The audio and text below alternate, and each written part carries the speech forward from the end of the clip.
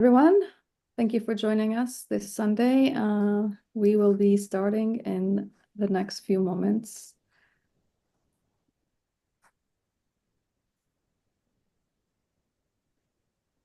Okay, you good to go, Karama? Okay, today we welcome Sarah Ali. Sarah Ali is Dr. Sarah Ali. She's a global emergency medicine fellow at Yale University, and she will share with us a paper that she just published along with her colleagues at Yale. And the paper talks about spatial mapping for attacks on healthcare in Gaza and Palestine. This is a very important paper. Its importance lies in in our ability to use it for advocacy. And as we always, say and believe, research, if it's not combined with advocacy and steps on the ground to actually use the information that we collect on people, patients, certain conflicts, wars, genocide, if we do not use the information to advocate for a change for the better, we are not doing our job as a medical community. So the information that Sarah will share with us is extremely important for us with Doctors Against Genocide, because we will use it when we go on our visits to the Hill to advocate. And we will also use it to show with evidence what we are advocating against, which is the full-scale destruction of healthcare, whether in Gaza or anywhere else. But Gaza exemplifies probably the worst case of healthcare destruction that we have ever seen, ever. So please, Sarah, if you want to say a few things before you start sharing your slides, and just it's all yours, please. Sounds good. Thank you so much. Hi, everyone. Like Dr. Karama mentioned, Sara. I am a global health fellow at Yale, and I'm actually finishing up this summer. I just want to thank you guys so much for having me here today. I've been following your work for such a long time, and I'm always in awe of all the advocacy that you do. And as Dr. Karama mentioned, having research in a vacuum is not enough. We need to be able to use this to advocate. And unfortunately, having, our colleagues in Gaza and our colleagues in the West Bank videotaping and photographing everything, unfortunately for the US government, is not enough. And so hopefully this piece of work will actually be very helpful in advocating, especially with the recent resolutions that have been put forward. So I am going to go ahead and share my screen. And if anyone has any issues, just let me know before I go ahead.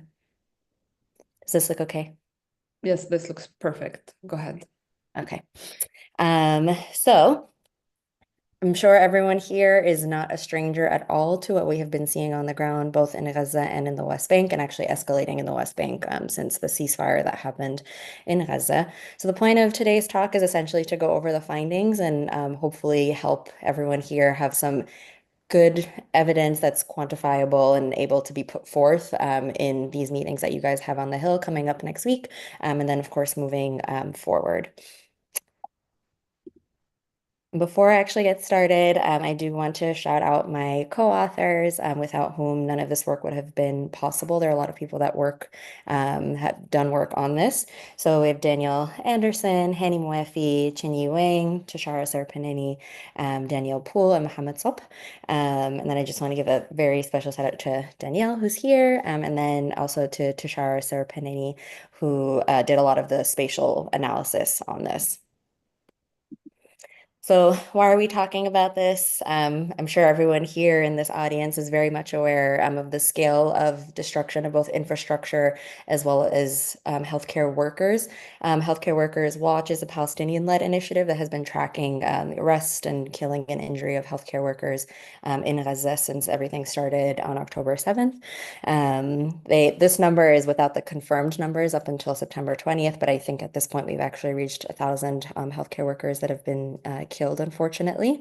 The figure on the right is actually from the paper. It's one that Tushara made in the spatial analysis. It's really just looking over the types of attacks and where the attacks occur, specifically on healthcare by the weapon class that are used. So even just looking at this kind of straight on, you see that there is non-explosives that are mostly used in the West Bank, and there's a lot less attacks in the West Bank, although still significant. And then much more attacks in Gaza with a wide range of explosives and non-explosives, although explosives do make up the large majority. So our study looked at the period between October 7th, 2023 and June 30th, 2024, using a data set by Insecurity Insight, which tracks these attacks over time. And actually, they recorded 1,280 attacks during that period. We specifically looked at about 1,052 of those attacks just because there was some information that was missing from some of them regarding weapons or the location. So this analysis is looking at the 1,052 out of those 1,280 that were recorded in the data set. This is also another one of the figures. This is basically just to look at the attacks over time from the 7th of October to the end of June. And this is a 7-day moving average to try and just smooth out some of the trends. So lots going on in this figure, but the solid lines are the attacks that happened in Gaza. The yellow lines are explosive attacks, and then the dark green are the non-explosive attacks. So you can see the huge range between explosives and non-explosives, especially in the first phase of the war, where actually most of the attacks beyond the 60, I believe 60-ish% of explosives in that first part were actually a lot higher at that point in time. The key things that I just want to highlight here are twofold. So again, the people who have been following what's been going on in Palestine for the last several decades are very much aware of the fact that when a ceasefire occurs in Gaza, things tend to escalate in the West Bank. And so I just want to highlight this point here. Again, this is a 7-day moving average. So even though the line of the temporary ceasefire is a bit earlier in the graph, we'll actually start to see the effects a bit later on. So this point here marks when things start to slow down, but then we see after the ceasefire, things actually start to pick up in the West Bank. And again, as I mentioned earlier, the attacks in the West Bank are mostly marked by non-explosive weapons, whereas this is the opposite case for Gaza. The other thing that I want to point out is it appears to be that the healthcare attacks are decreasing over time, but things just to contextualize this graph a little bit, essentially, is that the infrastructure in Gaza especially, most of it has been destroyed over the course of the war. I believe by about this point here where the Rafah incursion begins, about ranging between the governorates in Gaza, between 60 and 80% of buildings were actually destroyed. And so this doesn't really reflect that they're now all of a sudden paying attention to international humanitarian law, which protects healthcare, but may actually be a reflection of the amount of destruction that's taken place over time. We also did an analysis looking at the proportions of attacks between Gaza and the West Bank. Of course, most of the attacks happened in Gaza. About 78% of the attacks during this time period occurred there. But we just looked at proportions to see where most of the attacks or the typologies of attacks were being concentrated throughout each region. And so in Gaza, we have healthcare infrastructure and obstruction of healthcare services actually being the top outcomes of attacks on healthcare there. Whereas in the West Bank, it's arrest of healthcare workers. And again, we've seen arrest of healthcare workers in Gaza. This is just by proportions. So smaller proportions in the West Bank, but just showing the where things are more concentrated in terms of attacks. Attacks on transport, and then psychological attacks on healthcare workers, whether that's threatening, intimidation, things of that nature. And then the sixth outcome, which is not shown here because it's actually not significantly different between the two regions, is actually physical attacks on healthcare workers, including injury and killing of healthcare workers between the regions. The other thing here to note is that we also did a sub-analysis looking to see if there was a difference in weapons that were being used in these attacks. So to spare you all of the very boring statistical details, our initial more general analysis showed that there might actually be a bit of association. But then when we looked a little bit deeper, the only thing that was really significant was that non-explosives are very much not used in destruction of infrastructure, and everything else didn't really matter.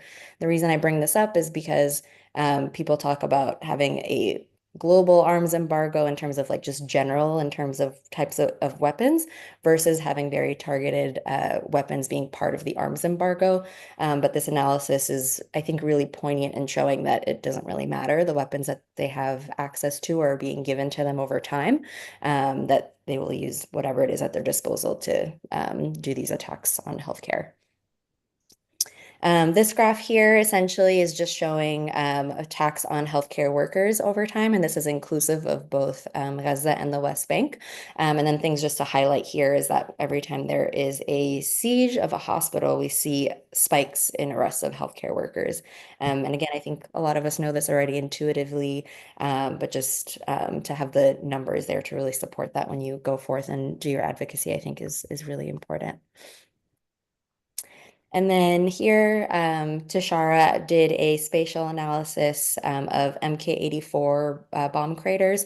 So MK84s, for those who are not familiar, are what we call bunker buster bombs. They are exclusively made by the U.S. Defense Department, and they have a lethal range of about 360 meters, and then a destructive injury range of about 800 meters. And so what Trishara initially did, and this figure is not in the paper, it was a supplemental figure, which I don't think the EMHJ actually publishes supplemental figures, but what she did is all the X's are healthcare facilities, and then the blue circles are bomb craters within 800 meters. So you can see that they're actually quite close to a lot of the healthcare facilities and surrounding the areas. And then what she did essentially after that is looking at the coordinates of healthcare attacks from the Insecurity Insight database, and then looking at the coordinates of bomb craters. I should also mention that these coordinates that we have of bomb craters only span up until the period to November 17th, 2023. So really only the first 6 weeks of the genocide. So we have essentially here the dark purple points are where a healthcare worker was killed, recorded killed in the database within 360 meters of an MK84. And then the lighter purple are where we have healthcare worker injury, facility damage, or facility destruction within the 800 meters of MK84. Again, I think this piece is really important because the US is the manufacturer of these weapons. And so really important when we go and advocate to really drive this point home that we are giving weapons that are so destructive and cause injury and death. Also really important to note that I believe it was 76% of the explosive attacks in Gaza during that first 6 weeks of the war. About 76% of them were within 360 meters of MK84s that caused healthcare worker killings. Or sorry, of 800 meters that caused destruction and damage. And then with the killings, about a third of the healthcare workers that were recorded to be killed during those 6 weeks were within 360 meters of MK84s. So this is the most recent resolution that has been brought up by Representatives Tlaib and Jayapal. And they're essentially putting forth a resolution to stop the most recent Trump administration military sale of weapons. Someone who's a bit more familiar with the resolution may be able to speak a little bit more to this. I tried to look because it looks like it's for specific weapons, and I didn't actually see MK84s within this resolution. And so just bringing that up as a point of advocacy moving forward to make sure, or at least to advocate that maybe MK84s be included within this resolution. And then I know there's people here who are a lot better at doing policy briefs than I am. I haven't gone to the Hill since I was in medical school, unfortunately. So my familiarity with policy briefs has probably phased out a little bit, but I did create a QR code that you guys are very welcome to scan, and it just has a background information on the study, some key points to bring up, and then how to use it for advocacy purposes that you can distribute within with your meetings with Congress people and their staff members, etc. So people who are a lot better equipped at doing this stuff than I am can obviously use those points in the policy briefs that I'm sure Doctors Against Genocide already has for these meetings moving forward. Thank you. And that is all I have. Yeah, of course. Does anyone have any questions for me? Um, could you go to the main slide that you want us to focus on in your presentation? The One, MK one or which maybe one? the one that has the all the statistics between the West Bank and Like this one? yes, this one. Yeah. So basically, you reviewed the data for about from October 2023 to June 2024. Yes. Okay, and we can see that how the attacks were extreme at the very beginning, and they continued to happen until now. But your data stops on the 6th in June. Yes. Yeah. Okay. And I wanted to ask you, so your team has worked on this data together, and it's very important data, and we will continue to use it to look for it, and hopefully there will be some follow-up from that. Have you had any? Did you look at the kind of weapons that have been used, and who supplies them, and who funds them? Just as part of the data that you collected. So Insecurity Insight, unfortunately, only has very limited information on the weapon. So they have if it's a missile versus and what type of missile it is, but not very specific. So if it's air versus land versus something else, but they don't actually have the very specific type of weapon.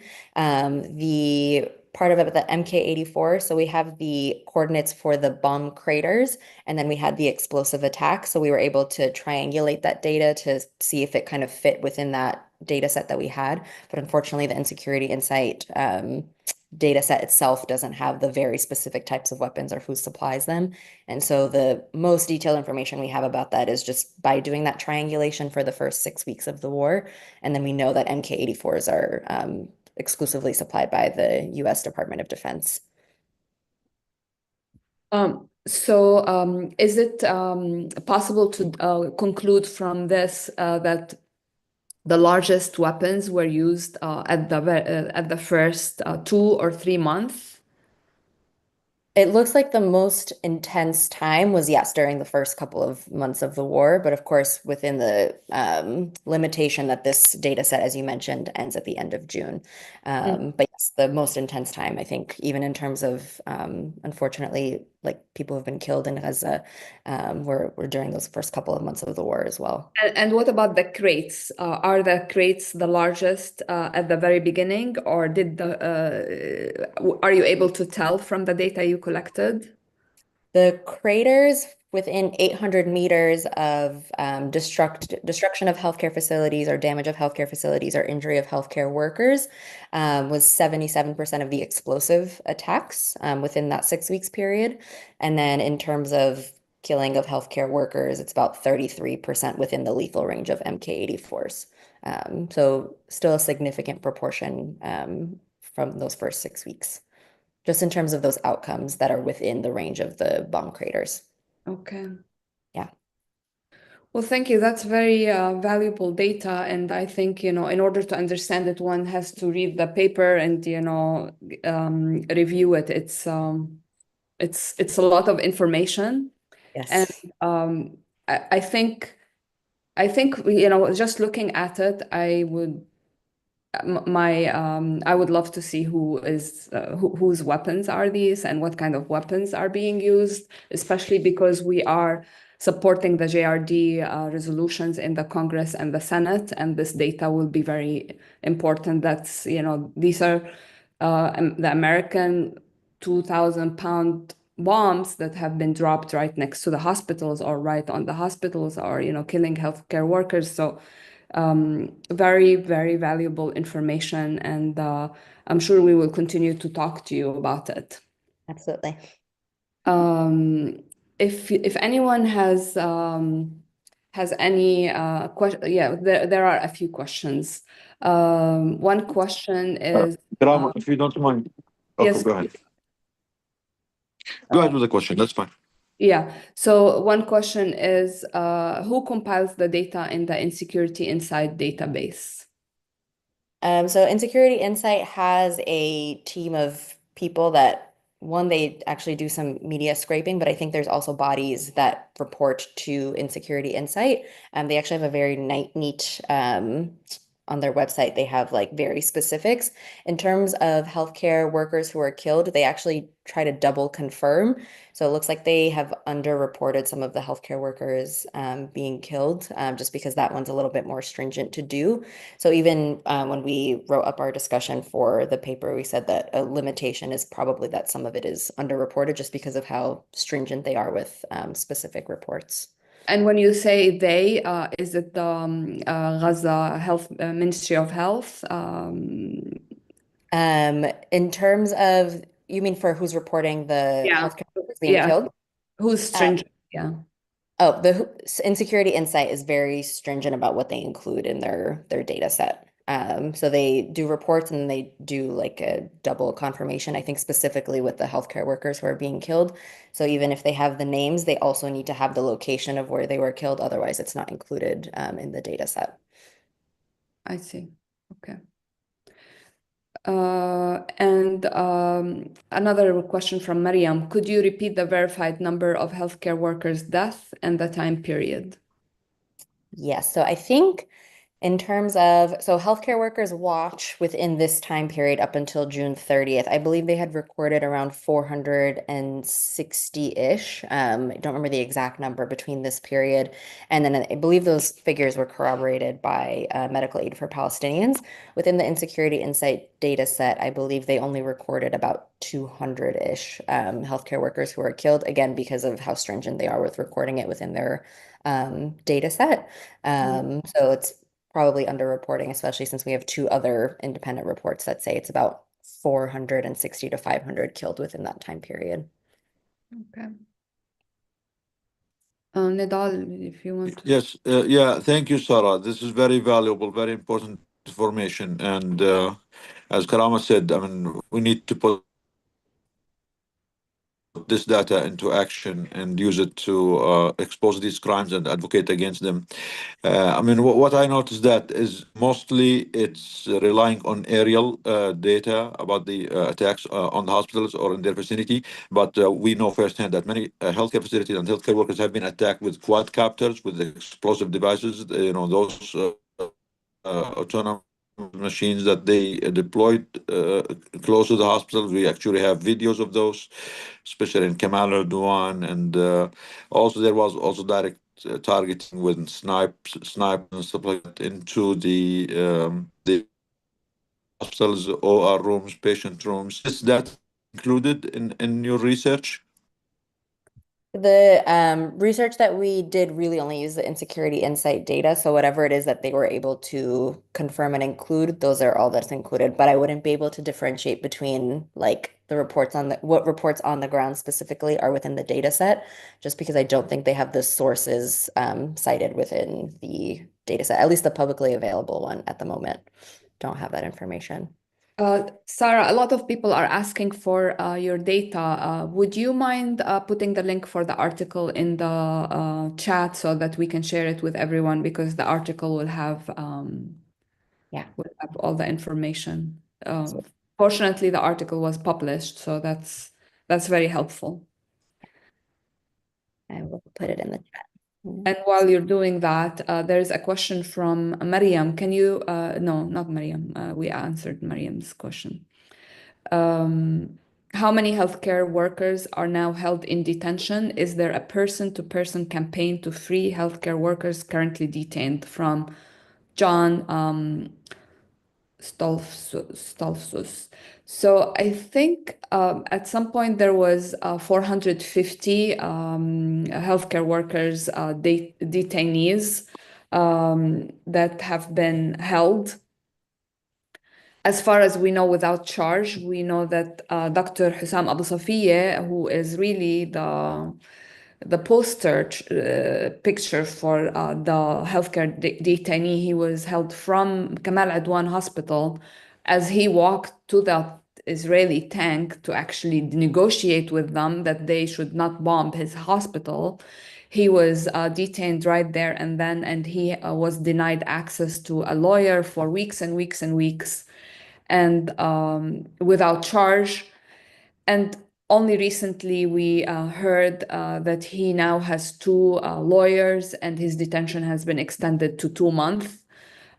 He has a cardiac condition, and he's very sick, and he was exposed to very harsh conditions, and treated extremely badly with no access to medical care, and torture techniques.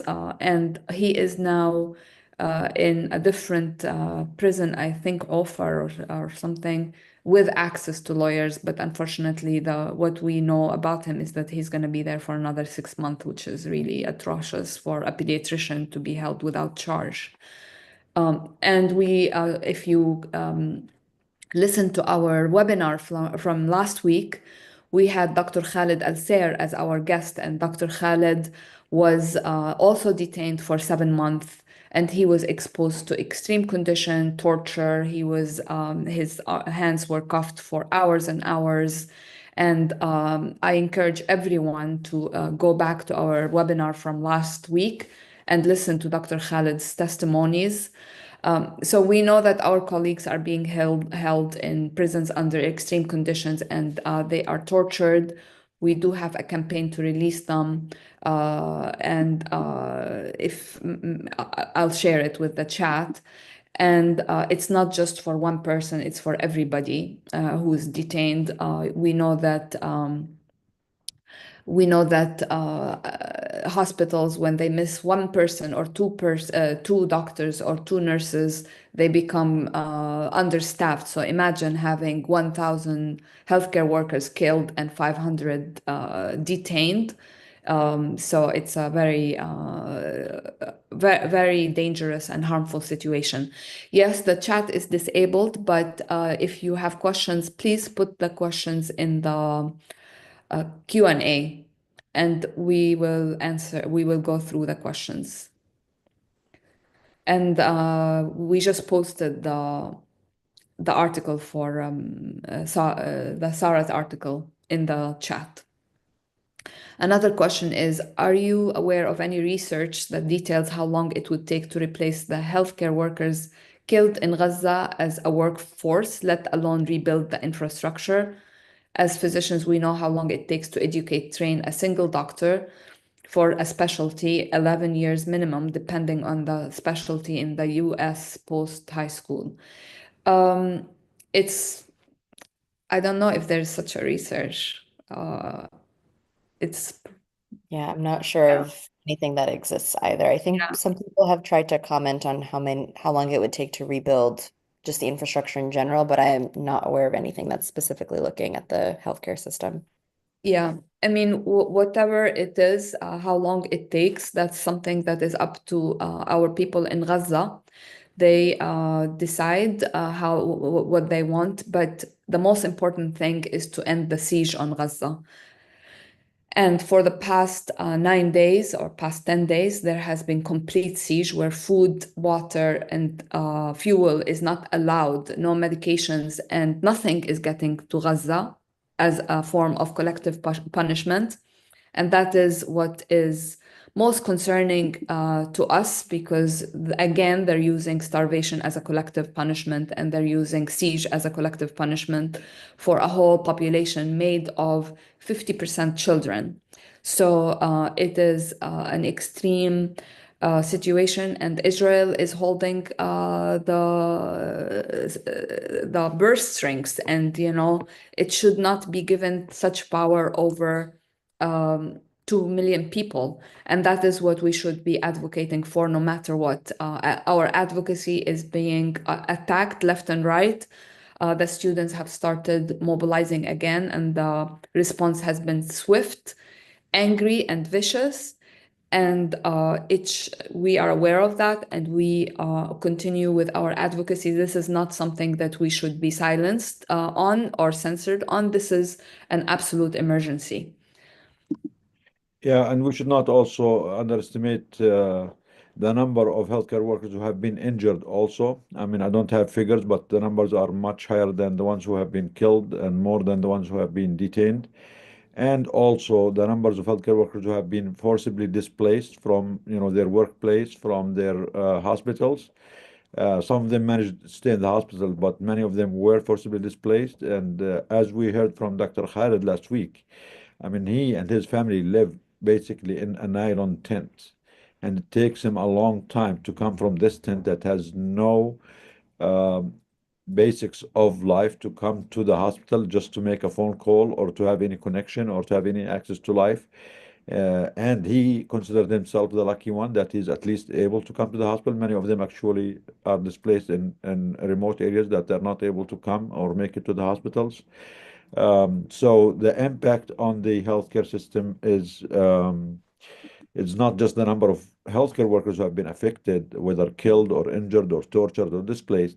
It's also the inability of the healthcare system to provide to the people, to the civilian population there, because once you destroy the healthcare system, the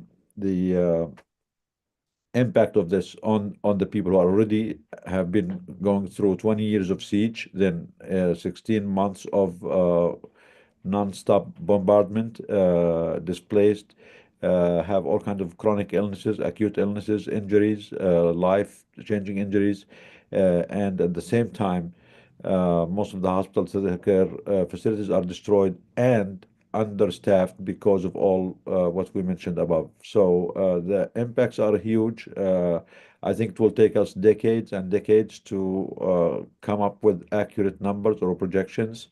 But the scene looks horrific.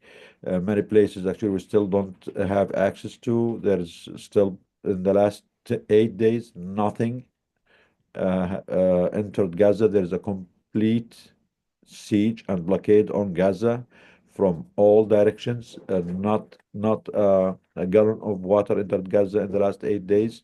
This use of imposed starvation and famine in the 21st century by the only democracy in the Middle East and by the leader of the free world using starvation, imposed famine on a whole people is atrocious. It's shameful. It's shameful to the United States, shameful to the American administration, to America as a whole, and to the country, their poster child that they kept pushing on us for the last 100 years that they are the only democracy in the Middle East.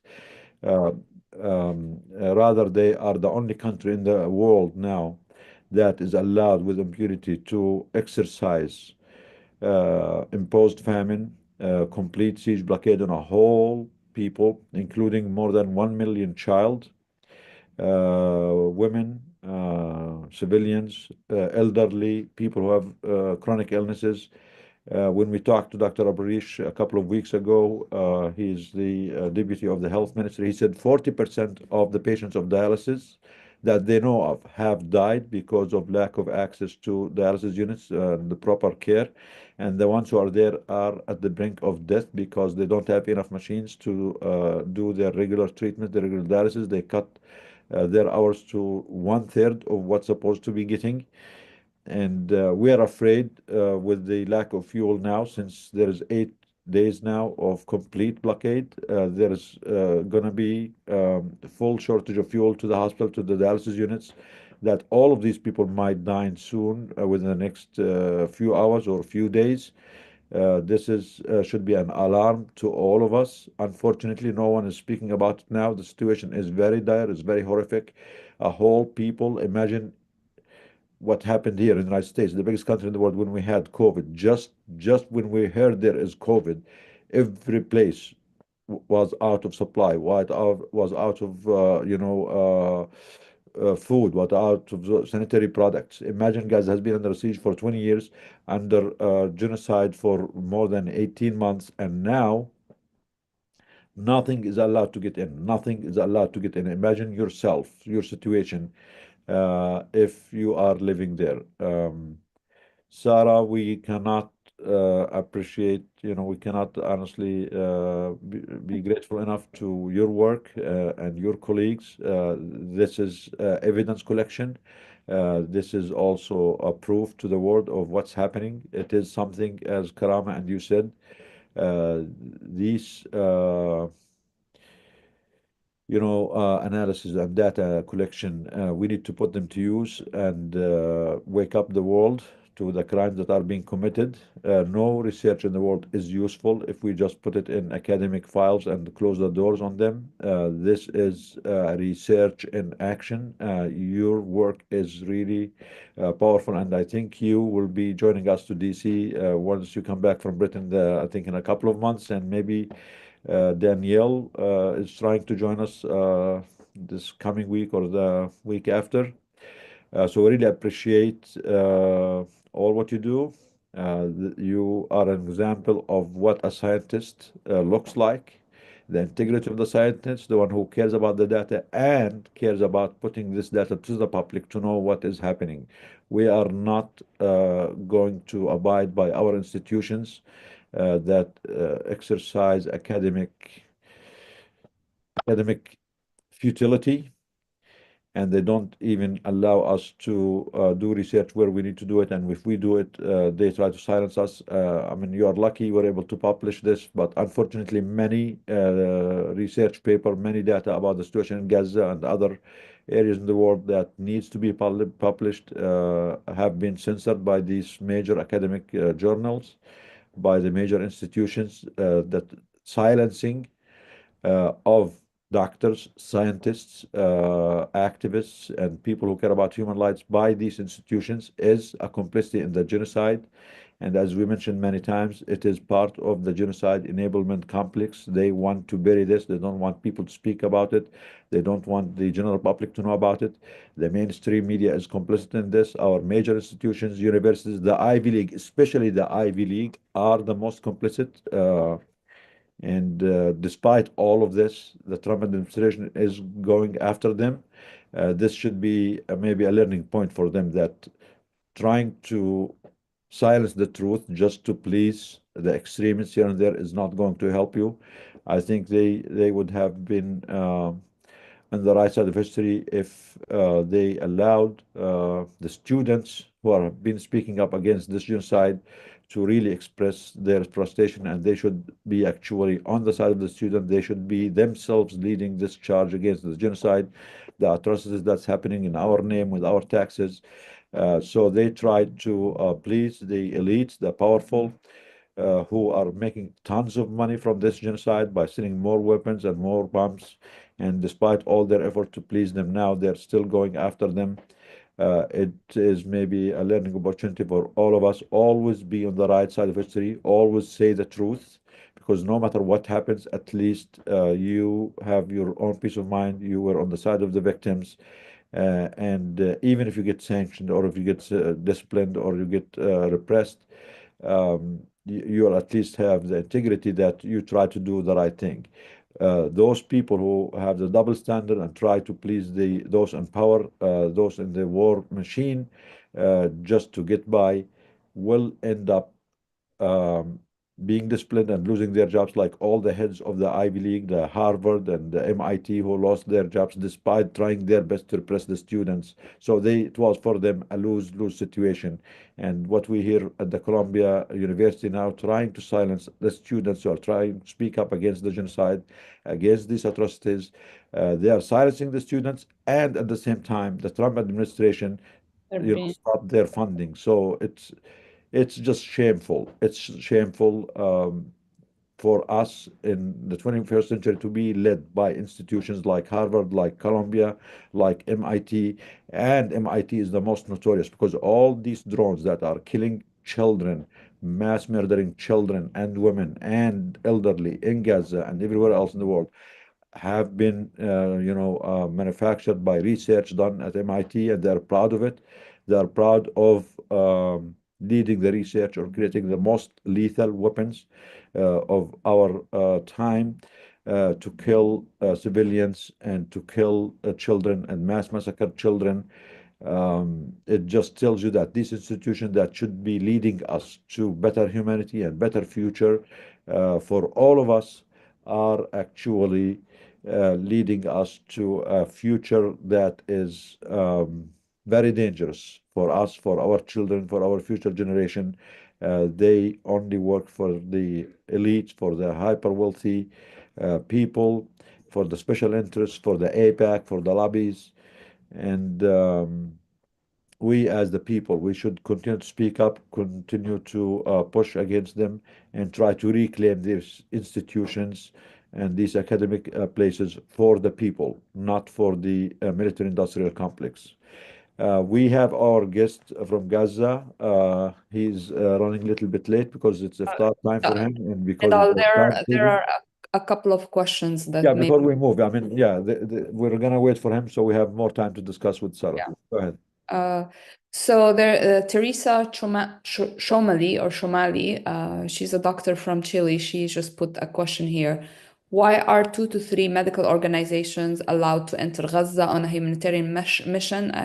Only 2 to 3. And she sees colleagues from Rahma Worldwide and Fajr Scientific, now to Panzma, who gives the entry permit. So the entry permit, unfortunately, is controlled by an entity called KOGAT, which is an Israeli entity that is responsible for the occupied territories, so West Bank and Gaza. And they are the only ones who are giving permits to missions, and their control is extremely tight. WHO also coordinates with them, and the UN coordinates with them. We really need to get rid of KOGAT as an entity that makes that lets aid in. Aid should never be in the hand of an occupying power, and using aid as a weapon against a defenseless population is a war crime. So KOGAT is the one, and KOGAT is complicit in this genocide big time. Thank you, Karama. Can I add more to this, please? Yes, Kogat is complicit, but we know Kogat is part of the Israeli genocidal machine. So it's not surprising that Kogat is complicit and they are trying to starve the people and limit anything from coming to them to help them out. But we need to extend this. We think the United Nations itself is complicit. We need the W. We think that the World Health Organization is complicit. They are the one who enabled and allowed Kogat to be responsible and to be the one that allows any aid to get in. The whole international community, the regional powers, the United States, Europe, they are all complicit because when people are going through a genocide by a genocidal machine, by a crazy army, they should never be left at the mercy of the perpetrators, the Israeli regime, the Israeli forces. It should have never been from day one the COGAT that is the one who decides what aid comes in, what aid does not come in, or what doctors or what missions come in, what doctors come out. The international community should refuse to cooperate with Israel. They should have imposed the break of the siege on Israel. They should have imposed humanitarian aid. They should have deployed international peacekeeping forces with safety corridors to allow doctors, to allow missions, to allow aid to go into Gaza. What is happening in Palestine, and due to the Palestine and brown people exception, is the whole world is complicit in this, including the United Nations. The United Nations is the first perpetrator in this. If this happened anywhere else in the world, the United Nations will not abide by the perpetrator rules. They will deploy forces to force aid on the country that is committing genocide. So United Nations, Guterres, all his people, the World Health Organizations, they were all complicit. They are collaborators with genocidal forces. They are complicit in the genocide themselves, of course, let alone the United States that is also sending weapons and breaking its own laws, the Leahy law, breaking their own laws, the United States laws, to send more weapons. I mean, the United States is not just breaking the international law, it's breaking its own laws that says if any country that takes weapon from the United States is violating international law and human rights, they should not be sending them their weapons. Despite all of this, because they all kneeling to the Israeli lobby and to the Zionist lobby in the United States and the Christian Zionism, and because they are all racist and they don't consider the Palestinian life and the brown people life as equal, they went so far to break their own laws, their own regulations, to give more weapons to mass murder children and women. So the problem is much bigger than Rahma, it's much bigger than Fajr, it's much bigger than Bama. I think none of these organizations should accept it to go in the first place under the rules and the regulations and the restrictions set forth by Israel, by COGAT, which is the genocidal force itself. The fact that any aid went in, any mission went in under the restrictions of Israel is by itself complicity, and the people in Gaza and Palestine, anywhere else in the world, they are better off than this aid because you are giving our perpetrator, the one who are committing these crimes, also the sole authority on our relief. This cannot be, it doesn't work this way. If this was in Ukraine or anyone else, no one in the world will allow it. Just the fact that it's allowed, just the fact that anyone accepted to go and abide by these rules is by itself complicity. So all these are complicity. It's all part of the aid washing of the genocide. The whole global health and global aid machine that is there in the world. It's there only as a white saviorism. It's part of aid washing of crimes instead of going to the root of the problems and solving the root of the problems, which is the occupation, the apartheid, the genocide, the injustice, the poverty, the exploitation of resources by the West of Congo, of Sudan, of Palestine, all these things. The West chooses to continue these atrocities, chooses to keep these people at the mercy of the perpetrators, and at the same time they throw little aid, little crumbs on them here and there, which makes them feel better. Look at us, the cool white Western people, we are sending you aid. But they forget to say that we are the one who are exploiting you and we are the one who are sending more weapons to kill you. And I think that image that we saw last year where American fire planes and jets throwing 2,000-pound bombs on the children of Gaza to mass massacre them at the same time, trying to throw a few aid packages from their airplane is just it's just a satirical depiction of this, of the I mean of how cruel these systems, these governments, this international system is. You are killing them. You're killing them by the tens of thousands. You're throwing 2,000 bombs, the most lethal, sophisticated weapons in the world. And at the same time, you throw little packages from the airplanes with food. That this food itself actually killed many of those, poor people who are trying their best to get anything to eat. Um, and fully knowing that the United States can stop this war with one phone call, and all what the Biden administration, the Harris tried to lie to us that they cannot is a lie. We know they can do it with a phone call because without them there will be no bombs, no weapons. This war would not have gone beyond 1 month if we had a decent American politician or a decent president or a decent administration. But we all know that they were all weak, they were all complicit, they were all part of this, and they all have interest in destroying the people of Gaza. Sarah, do you have anything to comment on this, please? I'm sorry I went too for too long. No, it's okay. I mean, I agree with everything that you said. I think the most important thing for us is, unfortunately, we do exist within this system where we do have some pretty horrible politicians. But in trying to use whatever resources that we have to advocate for what we need, because I think the pressure has been helping, even though it doesn't feel like it. I think the tides are slowly slowly, very slowly turning. So I think we just keep putting on the pressure because I think once they start to feel that we're backing off, then they will take advantage of that. But we put on the pressure and we put it on consistently with the resources that we have, with the evidence that we have, and we continue doing whatever it is that we can to Thank you. this ends. Yeah. Thank you, Sarah. There is one question from Munis Ali.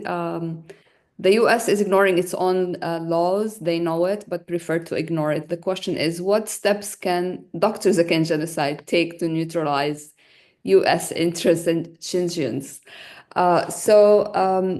We are a medical organization. We have our members are healthcare workers, supporters of healthcare, supporters of human rights. And we are hoping to grow and be a much more vocal and cohesive group that has the power to influence public opinion and policymakers. We are doing everything we can in the sense that we have advocacy visits, we have educational materials for our colleagues. Our mission is to mobilize the medical community to be to be advocates against war crimes, crimes against humanity, and genocide. So I think our mission in itself is to neutralize the governments that commit genocide by putting a stop to their actions. We are also working on the introduction of the medical definition of genocide to the United Nations so that it is binding for the medical community to speak up against war crimes, crimes against humanity, and genocide, be able to recognize these crimes before they even happen by detecting the signs and making genocide well known as a public health crisis, which we all know and understand that this is what it is. We want to have a medical body that is responsible for combating war crimes, crimes against humanity, and genocide, and the effects of wars on the civilians. So our work as a medical community is not, it has been restricted to doing research or seeing patients in hospitals in the traditional sense. And considering the threats that people are having all over the world, we need to expand our role and making it more meaningful and more powerful, as opposed now to be at the mercy of politicians or the military industrial complex leaders who are profiting from wars and controlling all the decisions that affect human lives everywhere in the world. Danielle is here. Danielle, do you want to say hello to everyone? You're muted. Danielle is Dr. Sarah, colleague. She's the director of research at the Yale Humanitarian Research Lab. And we would love to hear from you, Danielle, if you can unmute yourself and put your camera. If you don't feel like it, it's totally okay. I am so sorry. It's a pleasure to join. I am actually driving right now, but I wanted to try to tune in. Sorry. So I'm just able to really listen. Sorry about that.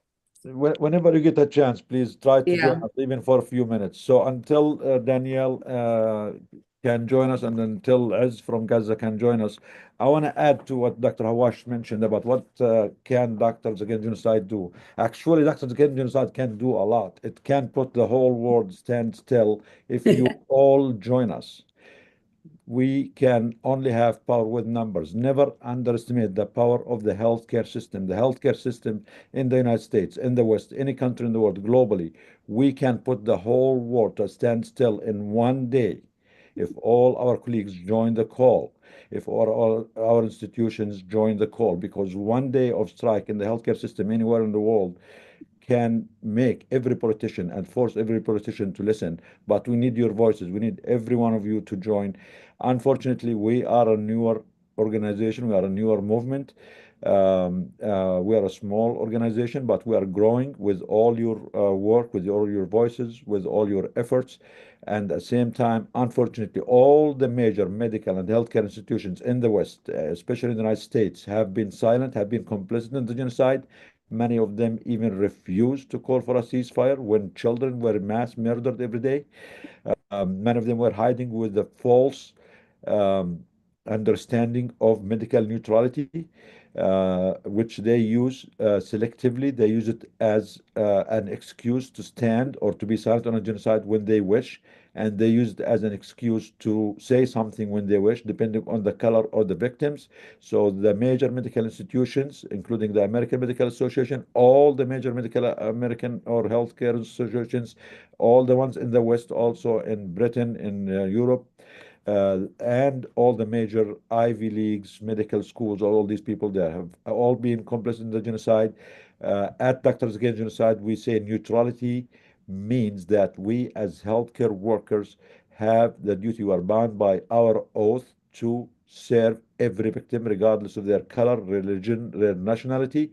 But we uh, are not neutral in the face of injustice. We are always on the side of the weak, always on the side of the victim, because neutrality in the face of injustice or genocide is actually siding with the aggressor, with the perpetrators.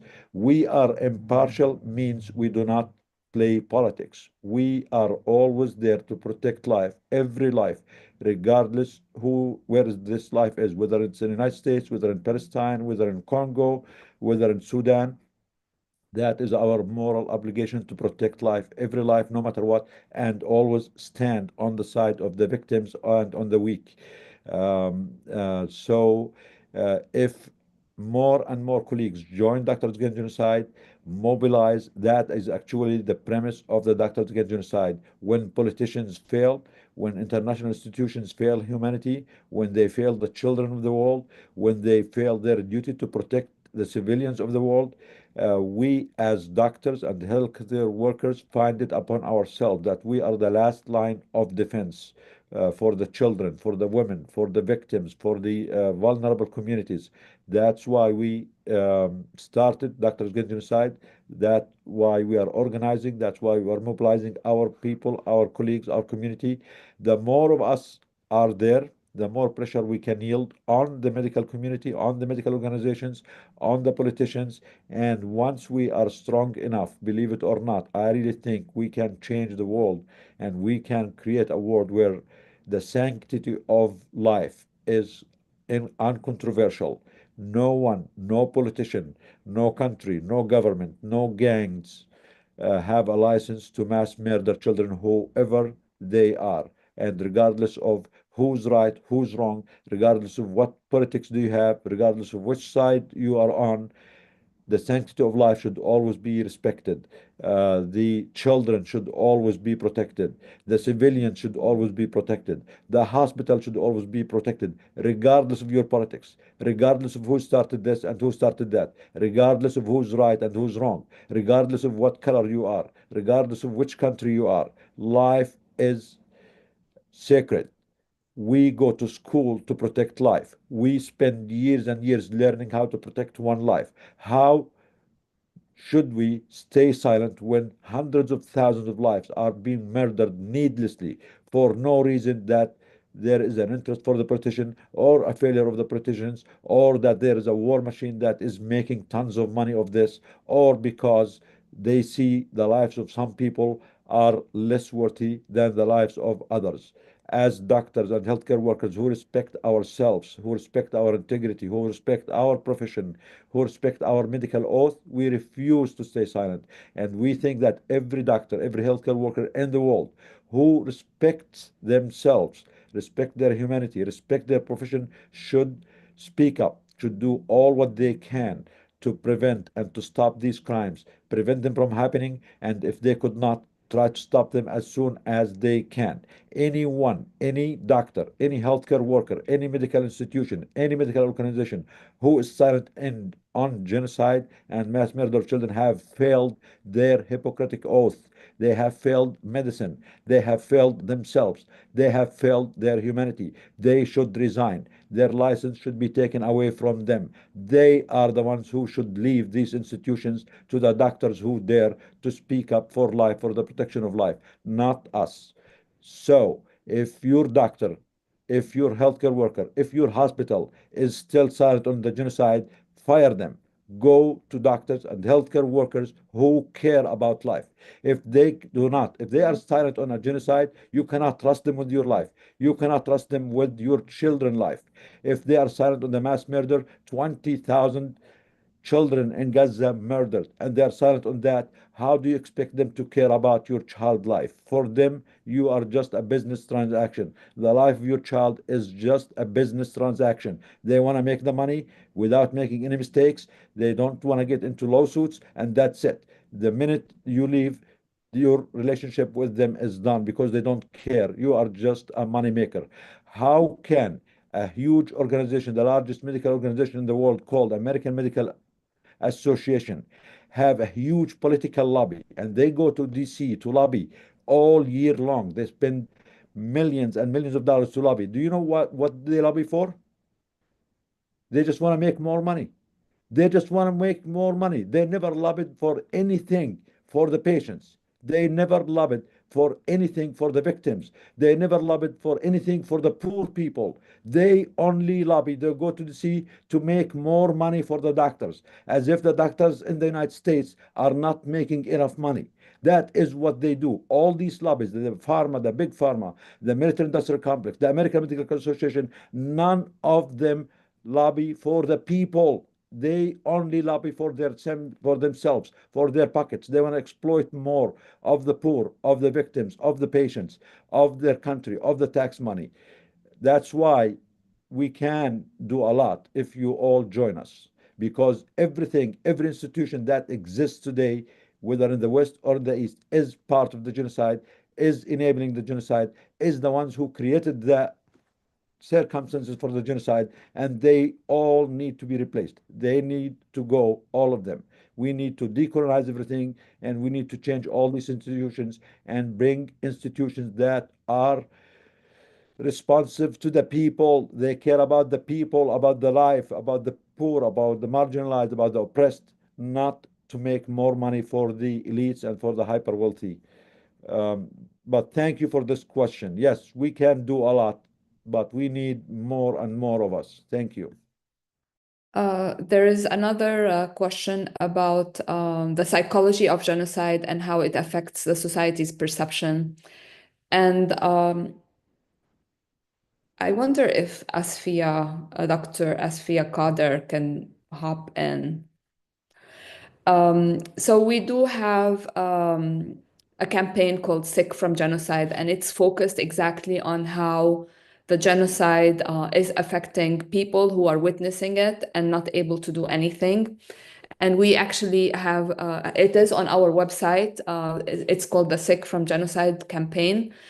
And it is focused on the symptoms that we experience as we witness the genocide and the killing of children day in, day night, the starvation of a whole population, the killing of our colleagues, the detention of our colleagues. It does create monumental emotional and psychological stress. And we have called for taking sick days and organized, because organizing to end the genocide is the way for us to basically feel better about how we're feeling. Maisa, Yeah. could you bring Dr. Kader to speak? She can do audio, she's here. Okay. And Dr. Asfia can say more about this, because she has been thinking a lot about it and she wrote a lot about it. So Asfia, please. The person who sent this question, once again, is there any kind of organization within the medical field focused on the psychology of genocide and how it affects the society's perceptions? Now, I think the first thing, just to echo what we've already heard, is the medical field is in whole genocide and contributing to perpetrating the genocide. And so a core part of perpetrating genocide is genocide and enact it and Your connection is Carter, I think it's breaking, Pam. Asfia.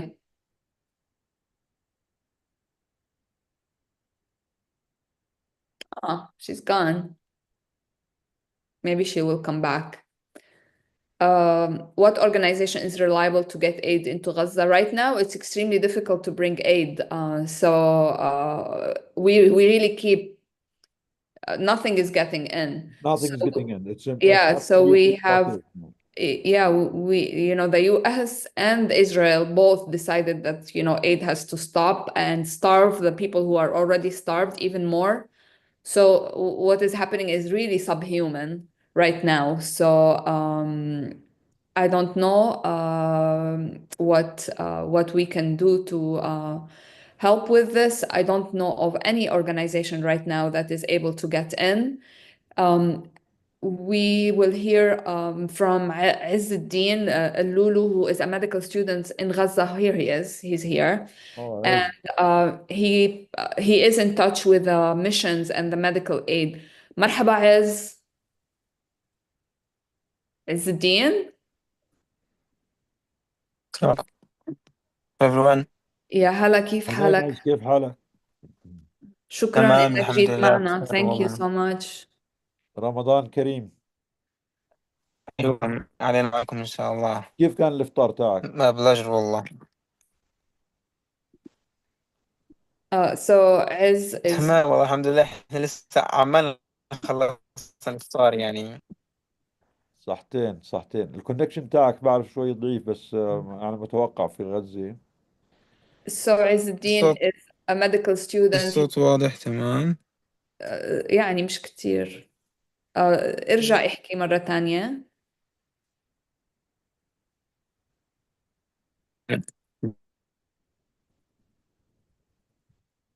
انت muted عز.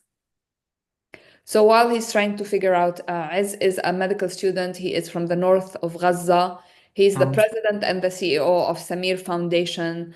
He's in his 6th year of medical school, and he's also the goodwill ambassador for the EU. Iz has been very influential in bringing attention to what's happening in Gaza, and he's joining us from there. And we want to hear from you, Iz, about how are things with your medical school and what is happening with the aid. Is it getting in, or tell us everything about what's happening in Gaza right now, please.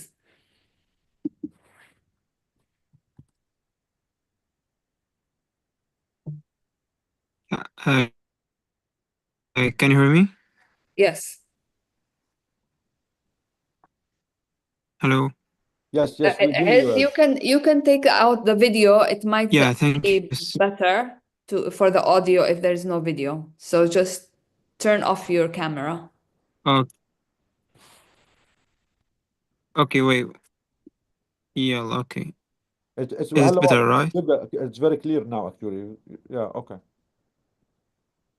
Inshallah. Thank you, actually. First of all, I would like to thank Doctors Against Genocide for hosting me to shed light on the truth of what is happening here. The first step towards the future, inshallah. So thank you for coming to hear my story, as well as learn about the care structure we are building despite the ongoing siege in Gaza. Actually, the ceasefire is temporary relief, but the devastation is overwhelming. It's heartbreaking to see people returning to homes that no longer exist, with the entire neighborhoods reduced to rubble. Personally, my family is still under the rubble till now, and I am waiting for the equipment to enter to extract them and bury them in a place befitting them, inshallah. Ez, can you say that again, please? What do you mean by your family still under the rubble? Yeah, my family is under the rubble till now. They cannot get them and out from the I'm waiting for the equipment to enter to extract them and bury them in the. My voice is clear? Yes, yes. Who would your family Okay. under the rubble? You can Which members of your family are under the rubble, Is? And how long have you you? hear me? Yes, we hear you. Yes.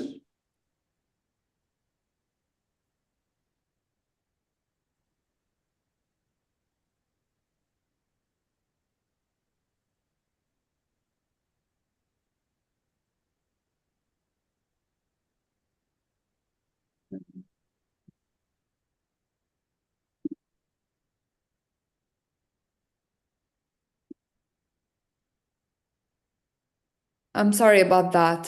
His is calling from the north of Gaza, as you know, internet is so poor there.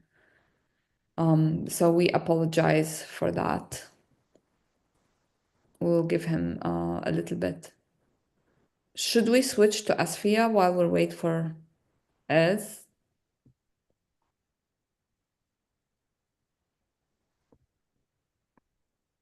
Asfia?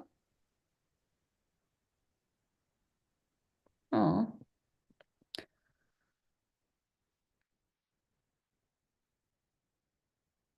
Okay. He got disconnected. Asfia? Can you hear me? Okay, so I think we will wait for a couple of minutes, but we will, if we do not connect back with Ez, we will hopefully have him another time when, inshallah, he has better connection. In the meantime, if we do not hear from Asfia, I'll just answer one other question.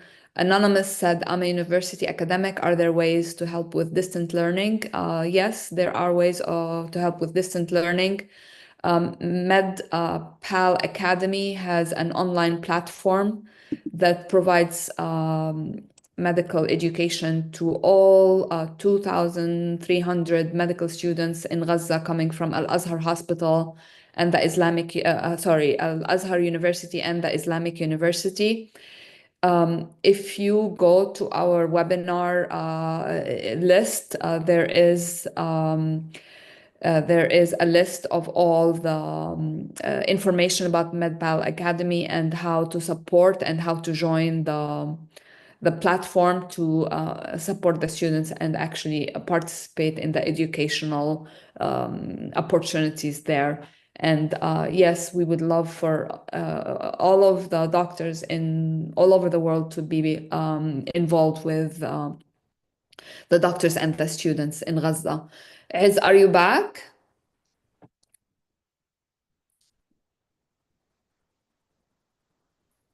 مش سامعينك يا عز. No, but Asfia is saying she's still connected. No, Asfia is not there anymore. Oh, she's not. Okay. No, لا. So Asfia is not there and Ez is not there. Sorry, this is getting a problem with technical. Ez? Oh, he's trying to connect. Assalamu alaikum. I'm sorry for this bad internet. Yeah, No can you hear worries. me now? Yes, we can hear you now. Yeah, actually, I am in the street to get the. I think it will be better now, inshallah. Inshallah.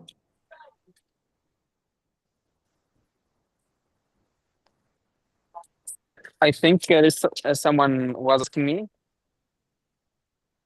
Someone what? Someone asked me. Yes, I ask you a question is which members of your family are under the rubble and how long have they been under the rubble? And where are you now? Which part of Gaza? Yeah, now I'm speaking to you from northern Gaza, especially in Gaza City.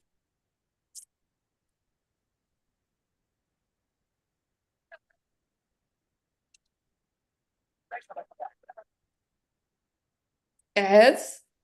Are the doctors from the Yeah. mission? Are the doctors from the mission still there? Which mission? The missions, the medical missions, Dr. Tanya, Haj Yeah. Hassan, she's still there? I think there are in the south, not in in the north. They're in the south, okay. بدك نحكي معك بالعربي؟ What? نحكي معك I بالعربي can't أكيد؟ hear you actually. Okay. We hear you. We hear you. As just say what you want to say, please. Since we can hear you now, you can go and say what message you want to tell the doctors in the West.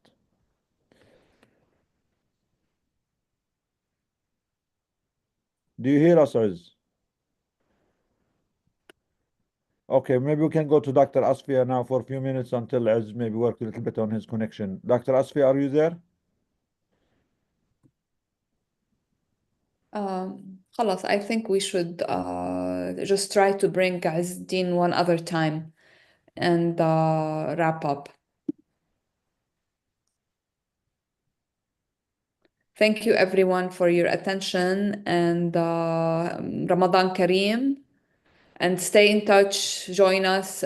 Please join us for our weekly webinars. We always want to hear from you. We always appreciate the questions that we receive, the feedback that we receive, and in solidarity and in partnership until our mission is complete. Thank you. Dal, you want to say final words? I mean, I don't know. Do you want to hear from Dr. Asfia since she's here? Asfia, do you hear us or no? We have to go to the next webinar at 1:30. Dr. Asfia? خلاص. Okay. Yeah, I think her connection is not clear Yeah. also. All So right. sorry, Thank you, guys. everyone. Yeah, we'll try again next week with Next Dr. Asfia and with Ez. Maybe, hopefully, he has a better connection.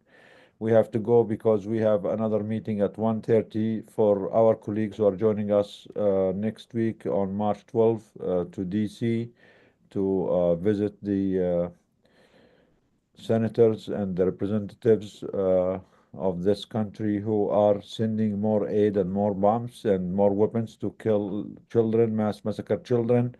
We're going to take the data that Dr. Ali provided us and Danielle to present them with this data, to present them with the effects of these weapons that they are signing on, and they're sending another 8 more billion of bombs to kill the civilians there. So this research and this data comes very handy, and we're gonna inshallah put it into good use. Thank you everyone. Sorry about the technical problems we had today, but we will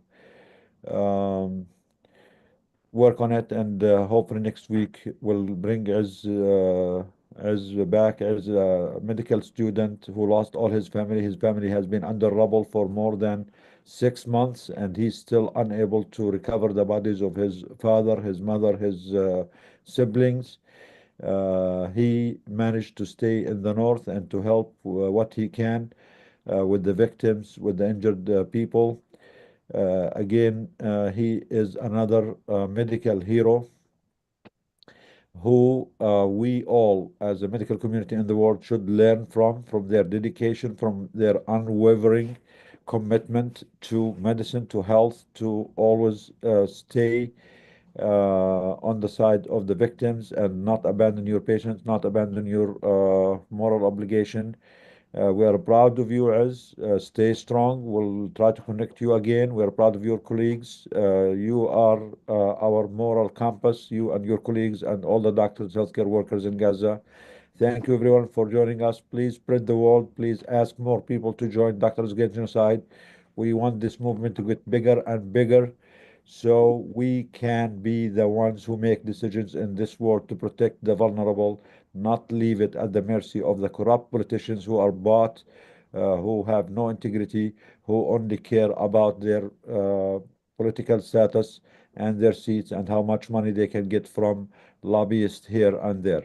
And again, None of the existing institutions in the world, whether it's the United States or the West or the whole world, is there for the people. They are only there for themselves. We need to wake up as people, as healthcare community, as doctors, and we need to change things. Thank you again for joining us, and we'll see you all next week.